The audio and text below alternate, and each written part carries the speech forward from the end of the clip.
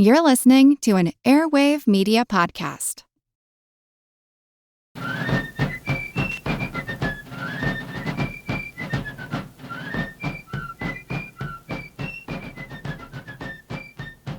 Hello, and thank you for joining the American Revolution.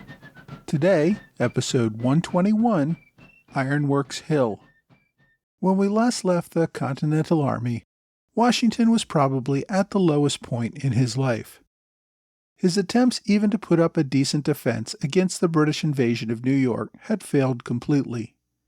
By December 1776, his army had retreated across New Jersey and into Pennsylvania.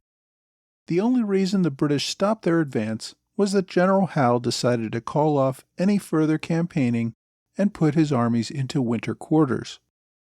The British controlled all of the area around New York, took all of New Jersey, and had moved unopposed into Rhode Island. General Howe wrote self-congratulatory letters back to London saying that his forces had accomplished everything they had planned for the year. Of course, that wasn't completely true. The British had originally planned to move up the Hudson River through New York and meet up with the British forces under General Carleton in Canada. Carleton was to have moved down the Hudson River, thus cutting off New England from the rest of the colonies. That didn't happen, mostly because Benedict Arnold had forced Carleton to delay his advance. Carleton needed to build his navy on Lake Champlain to defeat Arnold at Valcour Island. The delay in doing that forced Carleton to delay his invasion of New York until the following spring. So while General Arnold had delayed British plans, General Washington had not stopped General Howe from doing much of anything he wanted. Everyone seemed to come to the conclusion that General Washington just wasn't up to the task of taking on the full British army. Thousands of Continental soldiers now sat in prison ships in New York Harbor, dying from disease and starvation. Thousands more deserted the Continental Army with little desire to join their comrades on the prison ships once the final surrender came. By some estimates, Washington's army had dwindled to below 3,000 men by the time his army crossed the Delaware River into Pennsylvania. New York and New Jersey militia did not march with the army. Pennsylvania militia had not yet arrived. General Lee still had several thousand Continental soldiers in northern New Jersey and refused Washington's increasingly desperate requests that he join him in Pennsylvania.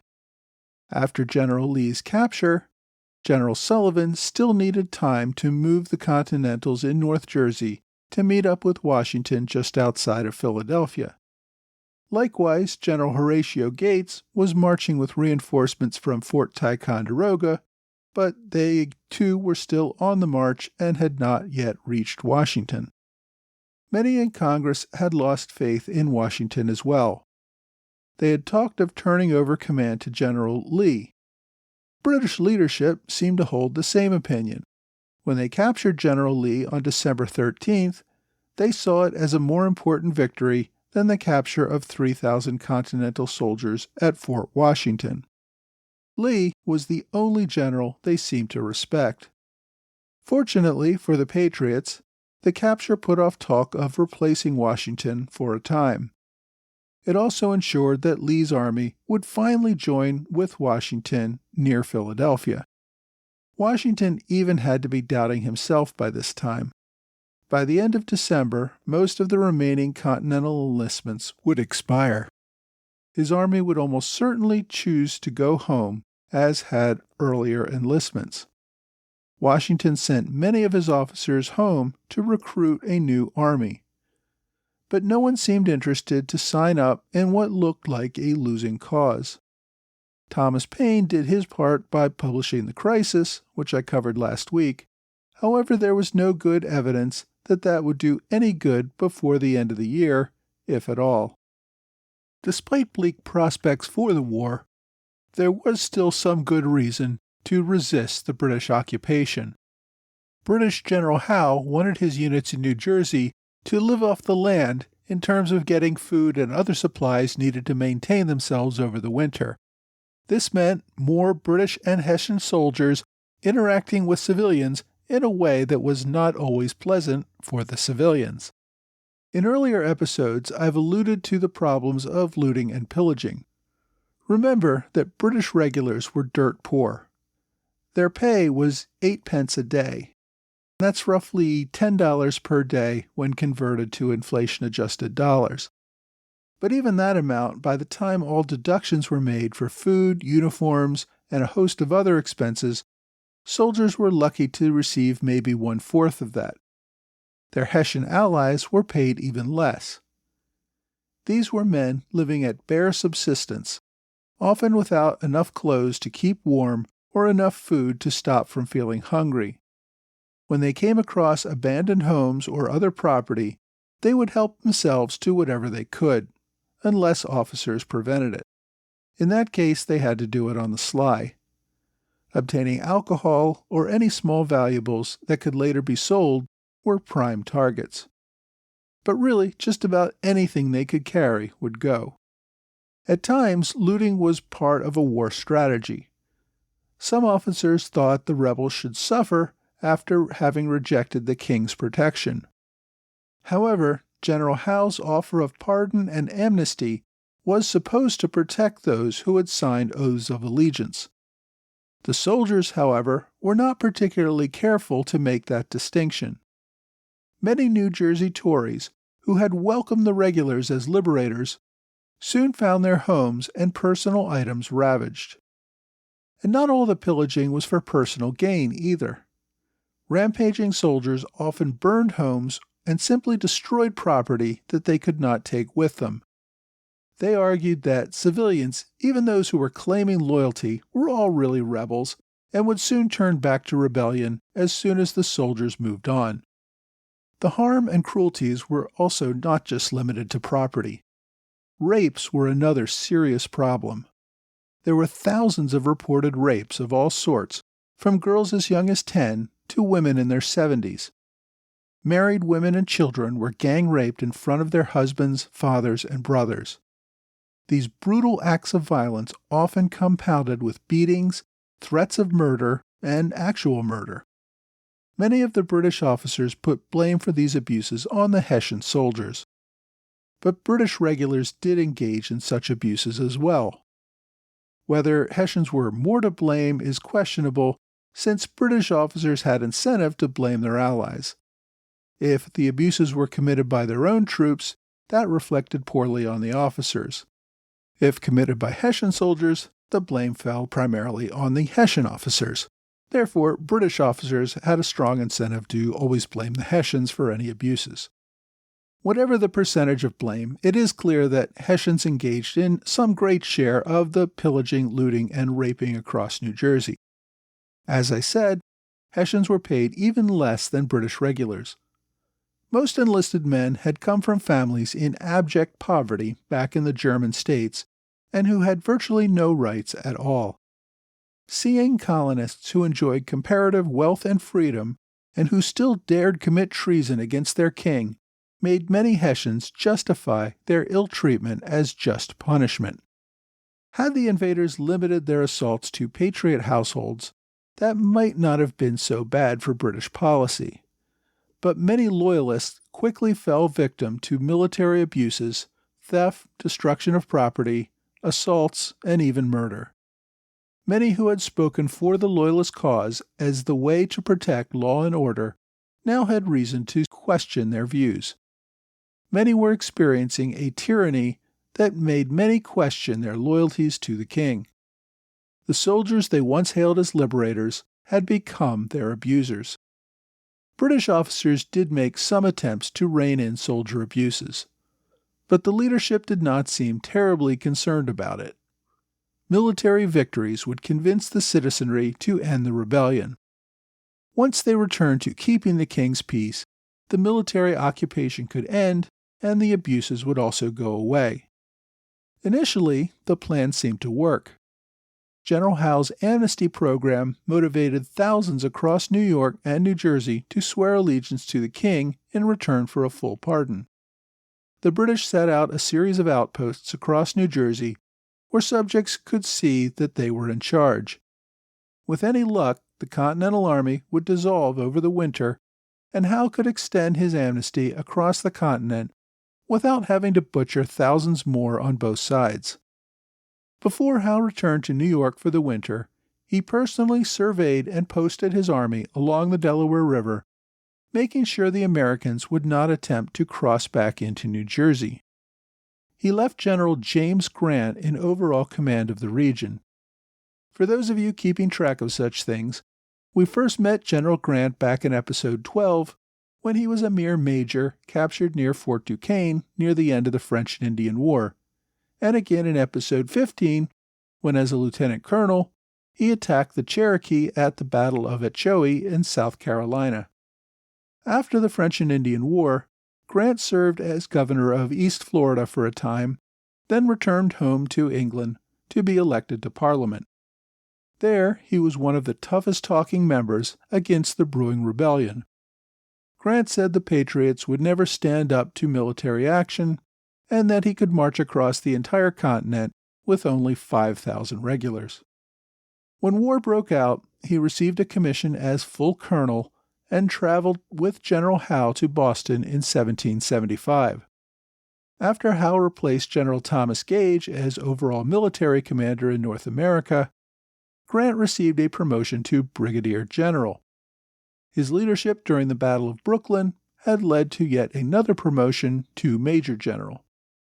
Despite his rise in rank, Grant did not seem to have the respect of his officers and men. Like General Howe, he seemed more interested in personal comforts than in success or even the safety of the men under his command. General Grant set up his headquarters in Brunswick, New Jersey, closer to New York City than to the outposts he commanded along the Delaware River. The ranking officer actually present at the outposts was Hessian Colonel Carl Von Donop. General Howe ordered Von Donop with a force of about 2,000 Hessians to occupy Bordentown, New Jersey, a small town just a few miles south of Trenton along the Delaware River. At the time, Bordentown had only a couple of dozen houses, nowhere near enough buildings to house the 2,000 Hessians for the winter. Also, as it bordered the Delaware River, the Hessians attracted military fire from ships and Continentals on the other side of the river. Von Donop had to move inland and scatter his forces in farmhouses around the countryside. Some estimates say that Von Donop had about 3,000 men under his command. However, this may include the division that was also deployed to Von Donop's south. Howe directed Lieutenant Colonel Thomas Sterling, an officer commanding the 42nd Regiment, also known as the Black Watch, as well as a battalion of Hessians. Sterling's men would occupy Burlington, New Jersey, about 10 miles southeast of Bordentown. Again, Burlington was not large enough to house even this smaller force and suffered enemy artillery fire from the river. Sterling also deployed his forces a few miles south of Burlington and further inland, scattering them among several farmhouses and barns in the area. To Colonel Von Donop's north was Colonel Johann Rall. He commanded about 1,400 Hessians stationed at Trenton. Rall held an independent command and did not report directly to Von Donop, but instead reported to General Grant. At least Trenton, with about 100 buildings, was large enough to accommodate most of Rall's soldiers, even if they did have to pack themselves into pretty tight quarters. To support these frontline outposts, General Howe established a supply depot at Princeton, further inland and about 13 miles north of Trenton. There, General Alexander Leslie commanded another brigade of British infantry. For those paying attention, this is the same Colonel Leslie who led the raid on Salem back in 1775 before Lexington and Concord. See Episode 46. By early 1776, he had received a promotion to brigadier general. The British deployment was not particularly defensible.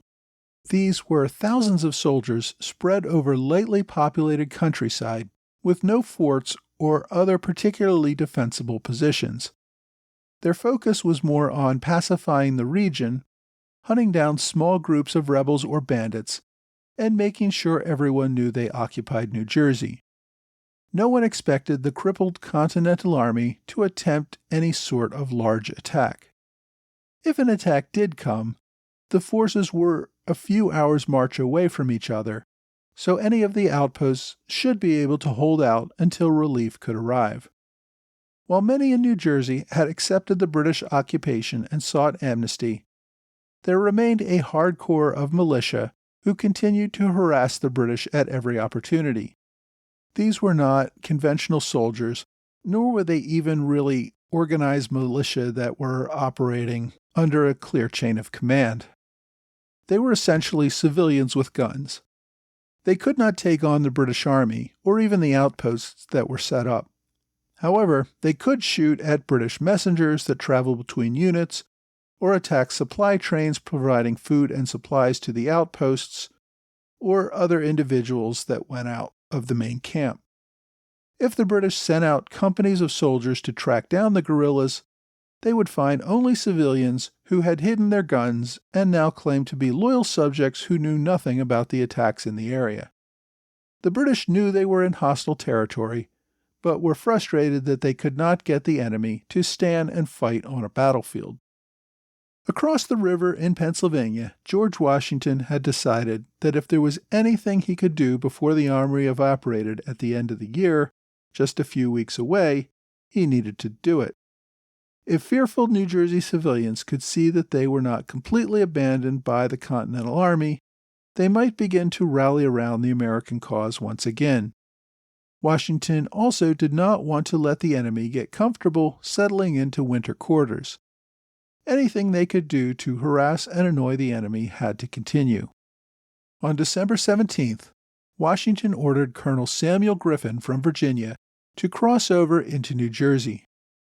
Griffin commanded a force of about 600 men, a few Virginia artillerymen with small field cannon, along with mostly Pennsylvania and New Jersey militia. The force made its way to Mount Holly, New Jersey, where they set up a defensive position at the top of a small hill near the local ironworks. Mount Holly was close to the southernmost British outpost commanded by Colonel Sterling. However, Sterling did not receive word of the American incursion into New Jersey, or if he did, he simply reported it to Colonel Von Donop and did not deploy any of his soldiers. In Bordentown, Von Donop received word of the American presence. Some accounts indicate that his soldiers encountered rebels attempting to steal cattle. They informed the British that more than 1,000 rebels had encamped near Mount Holly. Von Donop and the American Griffin had met on the field of battle once before. Both men had led their battalions into the battle at Harlem Heights, where Colonel Griffin was wounded.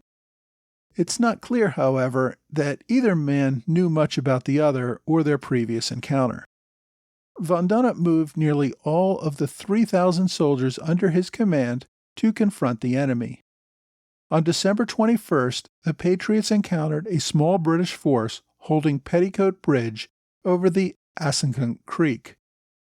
Outnumbered, the British outpost fell back to the north to meet up with Von Donop's main 3,000-man force. The following day, the main body of Hessians recaptured the bridge. A brief skirmish took place with a few casualties on each side. The Americans then fell back to Mount Holly. That same day, Washington's aide, Colonel Joseph Reed, rode into New Jersey to find Colonel Griffin. He asked Griffin to keep the Hessians engaged in order to distract them as Washington prepared to cross the Delaware River and attack further north. Reed was pleased to find that Griffin had already engaged the enemy and was well into keeping them occupied. It's not entirely clear if Washington sent Griffin into New Jersey with the intent of creating a distraction away from his newly formed plan to attack the Trenton garrison. There are no written instructions to that effect. Washington may have simply sent Griffin more to get a better idea of the locations and numbers of British forces in the area. The decision to use Griffin to distract and divide the enemy probably came later, hence Reed's visit on December 22nd. Reed himself called the engagement at Mount Holly accidental, but with happy effect. Reed sent a messenger back to Washington, letting him know that the enemy was scattered and divided, making an immediate attack advisable. Reed suggested either supporting Griffin or making a separate attack while Von Donop's forces were so far from Trenton. A day later, December 23rd, the Hessian force under Von Donop moved into Mount Holly. The two sides engaged in a firefight lasting several hours and involving the use of field cannon. The Hessians eventually forced the smaller American battalion to fall back to their defensive position on Ironworks Hill. The two sides continued in an exchange of fire, but the Hessians did not attempt to take the hill. The American force was entrenched on the hill and had its own field cannons to deter any assault. They were outnumbered, however, and that evening the Americans retreated to Moorestown, leaving Mount Holly to the Hessians. By some accounts, there were up to 100 casualties on both sides combined. That may be a little exaggerated, though. By most accounts indicate that there were only 2 or 3 killed on each side and maybe a dozen wounded. Colonel Von Donop and his army occupied Mount Holly. The Hessians looted houses, apparently found a fair amount of alcohol, and got drunk. With the Patriot Army having withdrawn, and with most of the local population having fled town, Von Donop decided not to pursue the enemy any further for the moment. Instead, he allowed his troops to enjoy the town. Though most of the locals fled, there is a story of one young widow who remained in town and entertained Von Donop. Some historians have speculated that this widow might have been Betsy Ross, though I could find no good evidence to support this theory. Whoever she was, the widow apparently caused Von Donop to want to remain in town for a few days. Another Hessian officer noted that Von Donop had a weakness for the ladies and was smitten by this beautiful young widow. With the Patriot force still in the area and finding reasonably comfortable accommodations in Mount Holly, Von Donop and his men spent Christmas in the town. Von Donop's decision to remain in Mount Holly meant that Colonel Rahl and his Hessian force in Trenton were isolated and at least a day's march away from Von Donop's larger force of Hessians. Next week, Washington crosses the Delaware with his target, that isolated outpost in Trenton.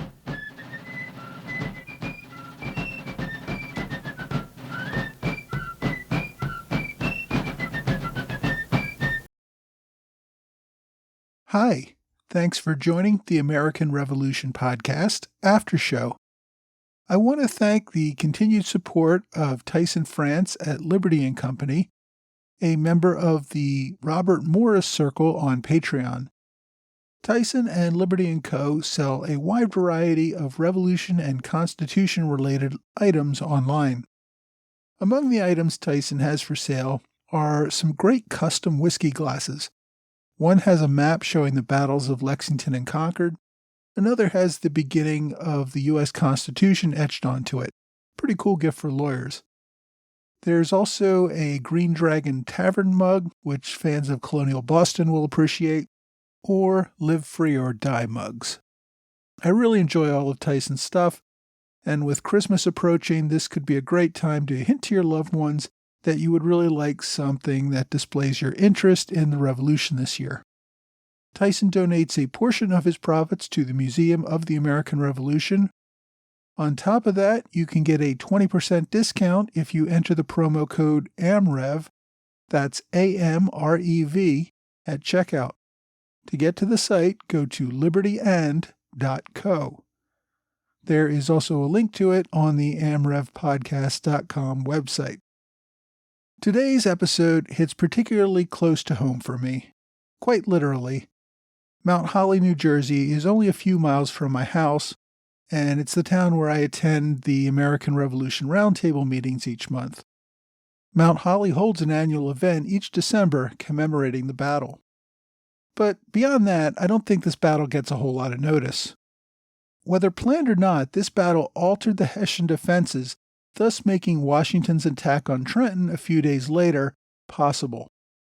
Imagine what would have happened if 2,000 or 3,000 Hessian reinforcements showed up at Trenton during the battle, or even immediately afterward when the Continentals were struggling to get back across the river into Pennsylvania. The Battle of Ironworks Hill in Mount Holly ensured that that did not happen. In the end, the battle was a minor skirmish with relatively few casualties, and of course would be overshadowed by the major events over the next couple of weeks that it had played a role in starting. So there's no book that focuses on the Battle of Mount Holly. Even the books that focus on Washington's Crossing and the next few battles pretty much ignore Mount Holly or just give it a minor mention. That's the case even though this small event made those other bigger events possible. Now, there are a bunch of books that I want to recommend to you over the next few weeks that involve these really crucial events of the war, but none of them really does justice to the Battle of Ironworks Hill. So this week, I'm going to punt and recommend a book that has nothing to do with anything I've been talking about this week. There's a new book that is slated for release next month called A Crisis of Peace by David Head. The book is an up-close look at the very end of the American Revolution, more than a year after Yorktown and a few months before the Treaty of Paris. The Continental Army was sitting in Newburgh, New York, keeping an eye on the British occupation that was still holding New York City. The British had ended all offensive operations after Yorktown, so the Army was getting pretty bored. Even worse, the American people thought the threat had passed and that they could go about living their lives. They just didn't want to pay taxes to pay off the war debt because, well, you know how Americans feel about taxes. As a result, the Continental Army, which still had to remain in the field until the British left, were woefully behind on back pay and often not receiving adequate food and clothing. The soldiers suffered terribly, while the civilian world simply went about their business. Of even greater concern than the conditions was the fear that Congress would not keep its promises to the soldiers about pensions and land. Congress had made a great many promises at desperate points during the war in order to keep the men in the field. Now that it was coming close to the time for the Army to disperse and go home, there was still no action to fulfill any of these promises. The Newburgh Conspiracy consisted of officers and men who were going to demand that Congress keep its promises, even if that meant marching to Philadelphia with their muskets and forcing Congress to act. For me, there are two particularly great moments in Washington's life. One is the celebrated crossing of the Delaware River, which I'm going to talk about next week. The other is his performance in Newburgh. Washington effectively convinced his army to stand down and respect civilian leadership of Congress, no matter what. His actions at Newburgh helped establish the American tradition of civilian leadership over the military that has lasted to this day. It's often something we take for granted today, but history could have gone in a very different direction, and we have George Washington to thank for the fact that it did not. The book focuses on the events, looking at the men and moments that diffused this explosive situation and transitioned the United States into the post-war peace. The author, Dr. Price, is a professor at the University of Central Florida. He's written a few other books on the history of piracy and privateering. His look in this new book about the Newburgh Conspiracy doesn't really seem to cover any new ground, but it is a good, solid, in-depth look at these important events. If you are interested, Crisis of Peace releases on December 3rd, 2019. You can pre-order today if you want to get it before Christmas. My online recommendation this week is a website, revolutionarywar.us. They have a good page summarizing the battle at Ironworks Hill, but the site has a lot of great information about the entire war, large and small battles, the armies, and a great deal of other statistics. It's a great resource for all sorts of things. If you want to check it out, go directly to revolutionarywar.us or check out the link on my website, amrevpodcast.com. Well, that's all for this week. I hope you will join me again next week for another American Revolution podcast.